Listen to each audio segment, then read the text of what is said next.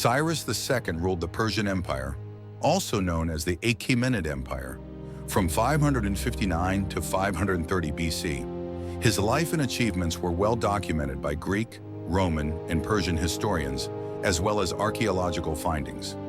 Cyrus conquered the mighty Babylonian Chaldean Empire, paving the way for Persia to become the most powerful kingdom in the world for over 200 years. During Cyrus's reign, the borders of the Persian Empire began to expand, creating a vast empire that geographically exceeded even the Roman Empire. Cyrus was not just a great conqueror, he introduced a new form of government that differed from the styles of government of Assyria, Babylonia, and other nations. Cyrus didn't beat, torture, or kill people in order to force them to submit to his rule. Instead, he created a new kind of empire. Under his close supervision, he allowed conquered people to maintain their own customs, religions, and forms of governance. There were few rebellions in Persia during his reign. The Babylonian Empire ruled the Middle East from the early to the mid-6th century BC. Its capital, Babylon, was a well-fortified city that became the greatest in the world during this period. In the late 7th and early 6th centuries BC, King Nebuchadnezzar II of Babylon carried out large-scale rebuilding of the city, spending no expense on expansion, strengthening, and landscaping. The famous Hanging Gardens of Babylon, built by the queen for her to miss her lush mountain home in Media, were an engineering marvel and one of the 7 wonders of the ancient world. According to Herodotus, Babylon covered an area of 507 square kilometers, protected by a 95-meter-high outer wall and 27-meter-thick walls. The walls were thick enough to allow chariots to travel on them, even at their tops. Access through these fortress walls was controlled by more than 100 bronze gates. The Euphrates River flowed through the city, with a bridge spanning the river. There was a royal palace at both ends of the bridge. King Cyrus tried to do the impossible. He wanted to conquer Babylon.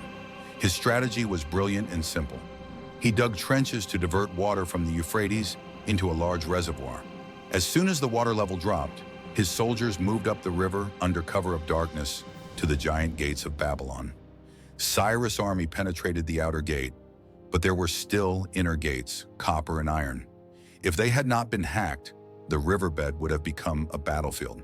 But strangely enough, there were no soldiers on the night of the invasion, and the inner gates of Babylon were wide open. The inhabitants of Babylon were celebrating one of their holidays. King Belshazzar and his entourage and the imperial guard were having fun, engrossed in drinking and games, and did not bother to put up guards or protect the gate.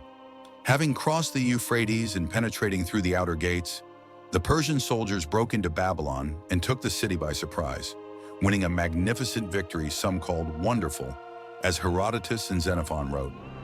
In 1879, British archaeologists excavating in Iran discovered a barrel-shaped clay cylinder. On the cylinder, in ancient cuneiform script, was engraved the decree of Persian King Cyrus. The 40-line decree recalled the defeat of Babylon and outlined a number of political measures, which to everyone's surprise protected the rights of those vanquished by Cyrus. This incredible artifact, known as the Cyrus cylinder, is on display at the British Museum. King Cyrus showed great respect and tolerance towards the religion and customs of people he conquered, and his greatest humanitarian act was the liberation of captive Jews from Babylon, allowing them to return to rebuild the temple and city of Jerusalem. These actions of Cyrus are well documented by Greek and Roman historians, as well as by Josephus. King Cyrus issued his decree on the liberation of the Jews in 538 BC, about a year after he conquered Babylon. One of the leading Jewish figures in Babylon, Zerubbabel, was responsible for the return of Jews to Jerusalem. Zerubbabel and his supporters rebuilt the Temple of Solomon. One of the most amazing features of Cyrus's decree was that there were no costs for the Jews. The Persian king financed the return of the Jews to their homeland, the restoration of the temple and Jerusalem. Cyrus the Great was truly an anomaly among the leaders of the ancient world. The biblical book of Ezra describes Cyrus's decree to free the Jews so they could return to Jerusalem. These passages from the book of Ezra were recorded several decades after the event. The second book of Chronicles also describes King Cyrus's reign. Isaiah's prophecy about Cyrus is interesting. In chapter 45, Isaiah wrote about Cyrus. The book of the prophet Isaiah was written about 150 years before the birth of Cyrus the Great. That is, Isaiah predicted what Cyrus would do for the Jews. Recall that Isaiah lived during the reigns of Uzziah, Jotham, Ahaz, and Hezekiah, who were kings of Judah. Biblical history and archaeological evidence clearly show that these Jewish rulers reigned in the 8th century BC. A copy of Isaiah's book, including chapters 44 and 45, was found among Dead Sea Scrolls dating back to around the 2nd century BC, according to Josephus. King Cyrus found this prophecy in his own time, and he was delighted with its words. This was known to King Cyrus when he read his prophetic book, which Isaiah had left behind, he said.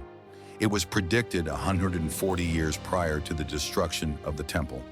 When Cyrus read this, he bowed before the deity, and an extraordinary zeal seized him to fulfill his destiny. Therefore, having gathered the most prominent Babylonian Jews, he informed them of his permission to go to their homeland and rebuild Jerusalem and the temple of the Lord God there. But how did Cyrus find out about Isaiah's prophecy? It is likely that the prophet Daniel, who held a high position at both the Babylonian and Persian royal courts, showed Isaiah's prophecy to Cyrus. Cyrus treated not only allowed Jews to practice their religion, he freed them from captivity, endowed them with wealth and jewelry, gave them letters of approval, and sent them home to rebuild the temple in Jerusalem. Undoubtedly, this is one of the greatest humanitarian acts in history. Interestingly, in the book of Isaiah, chapter 45, it says that the gates in front of Cyrus will open and will not close, and the copper doors with iron bolts will be crushed. The strongest doors in Babylon were made of copper and iron. This fact was noted by Herodotus. However, as Isaiah predicted, they could not resist the army of Cyrus. But why would God prophesy about the life and achievements of the Persian king 150 years before his birth? The answer to this question is contained in the book of Isaiah. In the 45th chapter, in verse 3, God says, "And I will give you the treasures of darkness and the hidden riches of secret places, so that you may know that I am the Lord who calls you by name, the God of Israel." God himself explains the purpose of this prophecy very clearly. The life and deeds of Cyrus prove the existence of God.